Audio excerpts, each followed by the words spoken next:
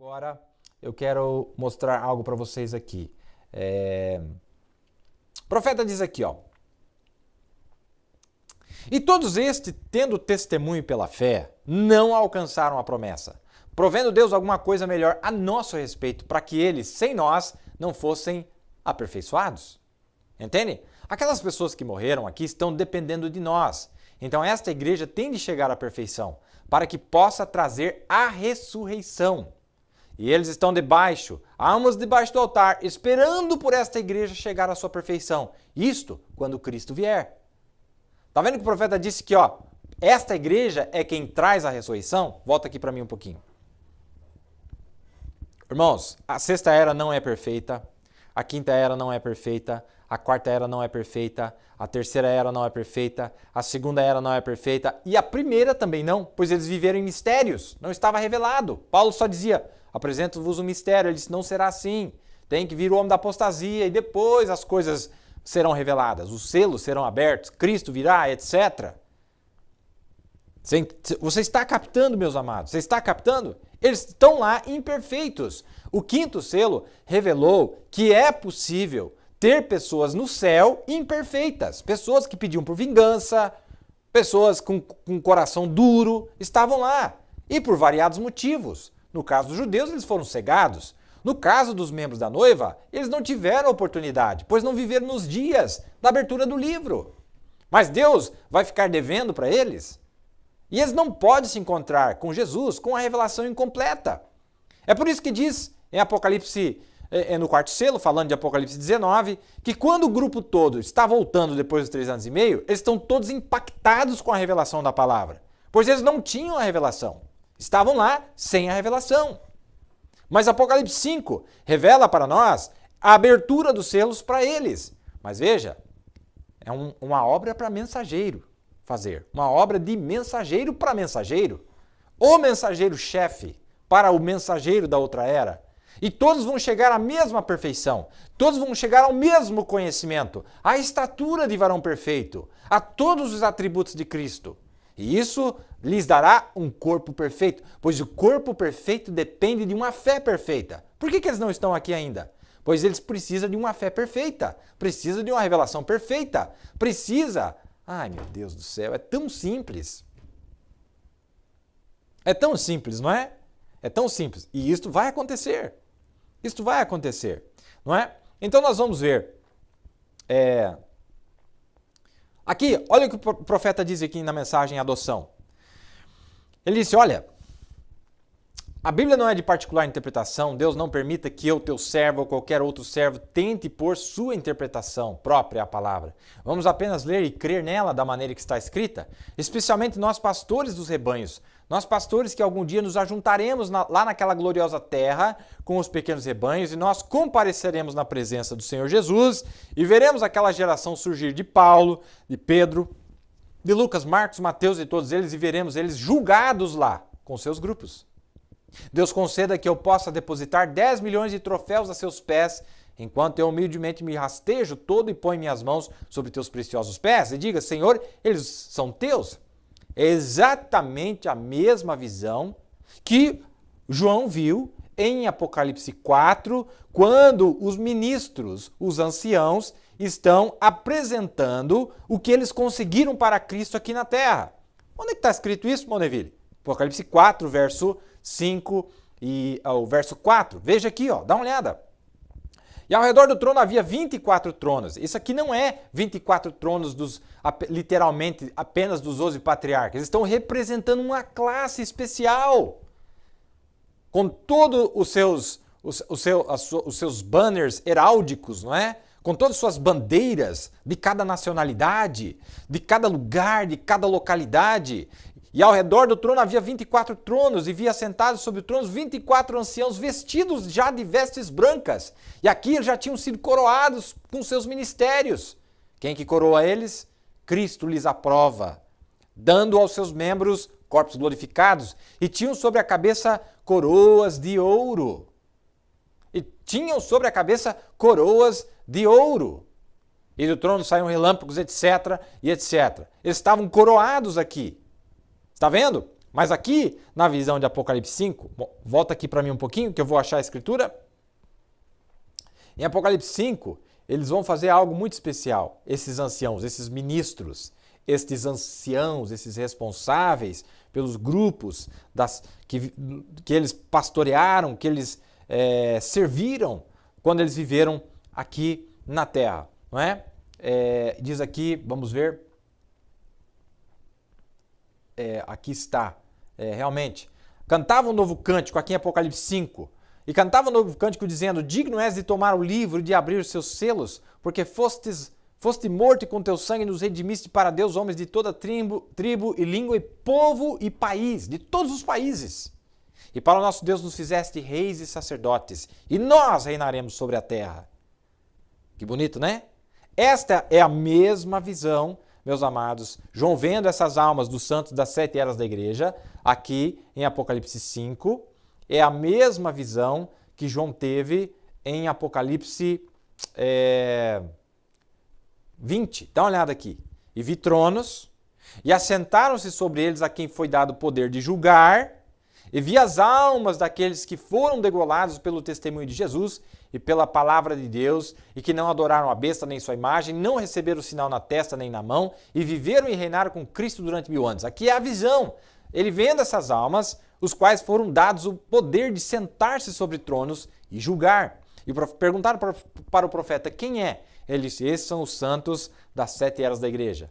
Apenas da noiva, ele disse, apenas da noiva. Que venceram a besta lá atrás, nas eras negras, quando morriam nas arenas. E não aceitaram a marca da besta, que tem estado aqui por todos esses anos. Não é? Então o profeta nos ensina isso aí. Quando fizeram a pergunta para ele, foi assim que ele respondeu. Dá uma olhada nessa aqui. Agora notem. Mas então depois que tudo tinha terminado, depois que sua mediação, que sua intercessão terminou, então ele vem adiante, toma o livro da mão dele. Isso aqui não é 1963, meus amados. Isso aqui não é 1980. Isso aqui não é 1990. Isso aqui não é 2000. Isso aqui não é 2010. Isso aqui não é 2019. Isso aqui é quando esta cena acontecer no céu para os santos que estão lá aguardando este grande evento. Quando isto acontecer no céu, acabou a intercessão. Ele vem adiante e toma o livro da mão dele. E então João e tudo no céu, as almas debaixo do altar começaram a gritar. Veremos isso no 6º selo novamente. Como regozijavam, eles se prostravam e os anciãos despejavam as orações dos santos e as almas debaixo do altar clamavam. Ó os santos das 7 eras. Quando eles veem o livro aberto, a misericórdia de Deus, a graça de Deus, a bondade de Deus, que apesar de eles terem vivido em ignorância, e Deus mesmo assim lhes coroar, lhes der um corpo glorificado, eles vão adorar a Deus. Digno és tu, porque tu tens nos redimido a Deus, e vamos voltar à terra para viver como rei e sacerdote. Houve um grande... E João disse, todos no céu, debaixo da terra, ouviu ele louvando a Deus por aquilo. João deve ter encontrado seu nome lá também, por todo aquele tempo, não é? Que mais? Olha essa aqui, meus amados, olha essa aqui.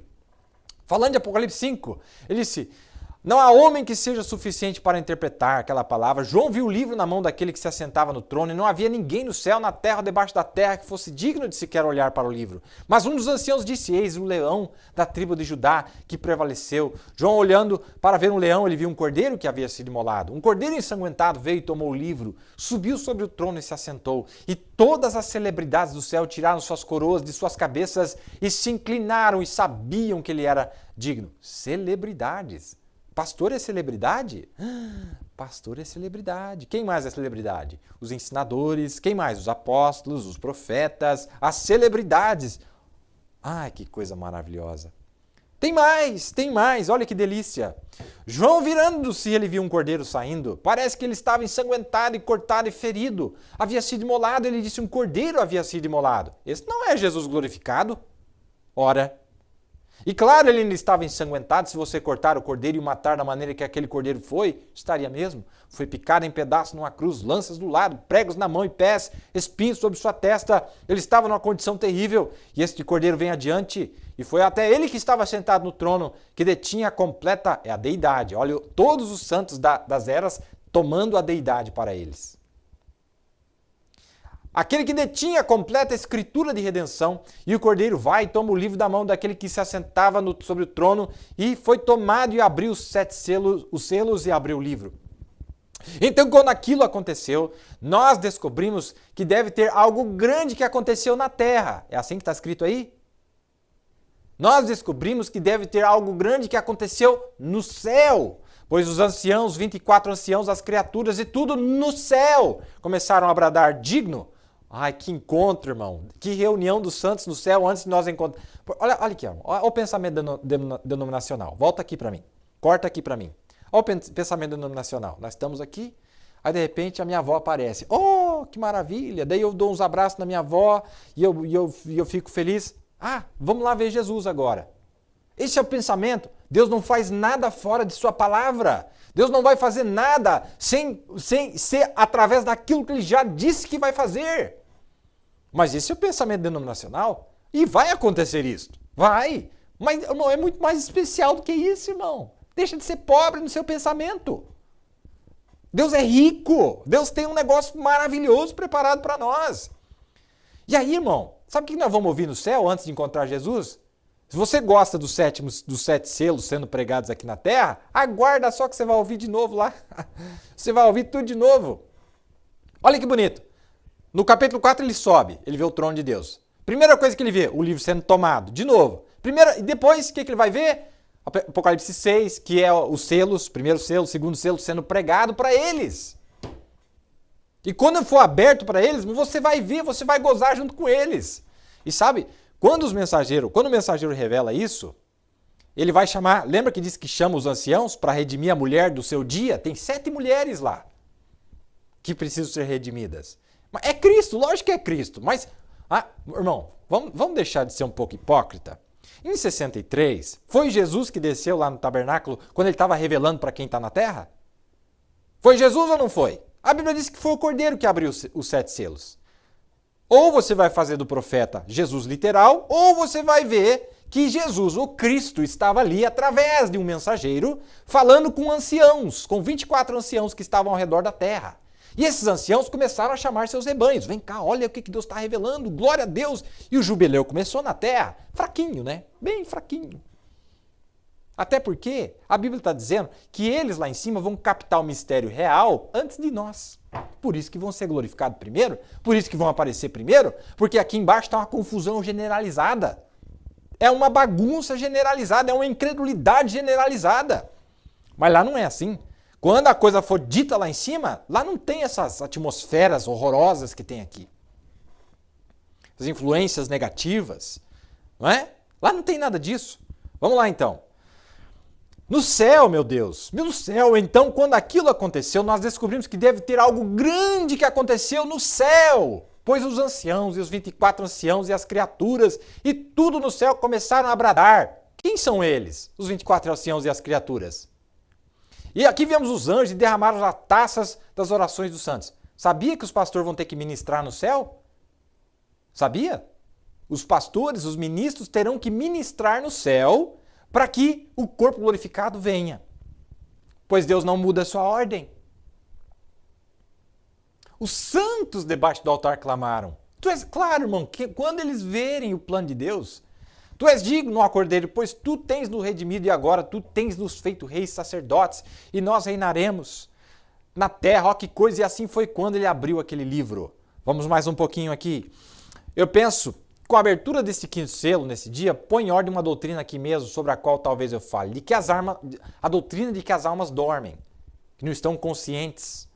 Agora, compreendo que há pessoas aqui que de fato creem nessa coisa. Vejo que as almas dormem. Penso que isso prova o contrário, não estão dormindo, estão vivas. Seus corpos adormecidos lá na sepultura, claro, mas a alma não está no sepulcro, está na presença de Deus, debaixo do altar.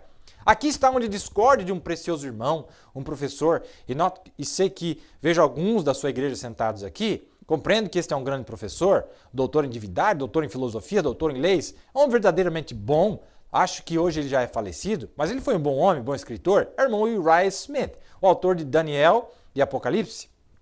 Agora vejo, para vocês que são seguidores de seus ensinos, vejam, eu não quero dizer isso arrogantemente, mas o irmão Smith, tentando defender de que a alma dorme, lá ele menciona assim, ó, A alma dorme, não há altar de sacrifício no céu, que o único altar mencionado, que ele crê que está no céu, é o altar de incenso. Mas para vocês, estimados, e não para discordar de nosso irmão, irei provar. Espero me encontrar com ele do outro lado. Não para discordar desse grande professor, mas somente para lhe mostrar que como isso prova o contrário. Prova o contrário, a abertura desse selo, neste último dia, elimina totalmente o ensino de que a alma dorme, está vendo? Elas estão vivas. Elas raciocinam. Elas têm ouvidos para ouvir, têm boca para falar, têm olho para ver. Mas o pensamento católico está aí, meus amados. Pensamento católico está aí. Note isso agora. Se não há altar de sacrifício no céu, onde se encontra o sacrifício pelo pecado, então, o cordeiro? Tem de haver um lugar onde esse cordeiro morto e ensanguentado se encontra ali, e onde o sangue... Agora, o incenso eram os odores, as coisas odoríferas que eles queimavam. O que a Bíblia diz que eram as orações dos santos. Se não há sacrifício no altar, então as orações dos santos não podem ser recebidas. É somente pelo sangue no altar sacrificial que permite que as orações alcancem a Deus. Volta aqui um pouquinho para mim, corta para mim. Olha que bonito, meus amados. Por quê que quando a noiva sobe, o diabo desce? Porque Deus, Jesus, está mediando pela ignorância dos santos da primeira era, da segunda era, da terceira era, da quarta era. Para que ele é mediador, então? É mediando pelo pecado deles, pela incredulidade deles ainda. Porque não foi aberto os 7 selos. Mas quando Apocalipse 5 acontecer e o livro for aberto para eles, não tem mais acusação. Porque o diabo fala assim, olha lá o pensamento do Lutero, olha lá o que ele pensa, olha lá a revelação, olha, coitado, olha a revelação dele, ele diz que o senhor tem que matar os judeus, olha que todo judeu tem que morrer, olha a revelação de Lutero. Ele está mediando por eles, meus amados, por aqueles lá, até que eles recebam a perfeição. Pois eles sem nós, quem é nós? O mensageiro da nossa era e os anciãos da nossa era. Olha que coisa maravilhosa. Ai, meu Deus do céu. Os mensageiros da nossa era e os anciãos da nossa era que receberam essa plenitude. Vocês têm que entender, irmãos, que só esta era recebeu estas coisas. E ele está lá em cima e nós vamos subir. E aí nós vamos ficar doidinhos para abrir os portais e ir lá para a sexta era. E aí vai ter uma conversa de arcanjo para arcanjo. O que você pregou lá embaixo? Não, eu preguei santificação e o batismo. Mateus 28:19? Não passa. Mas eles serão aperfeiçoados. Vamos mais rapidinho aqui.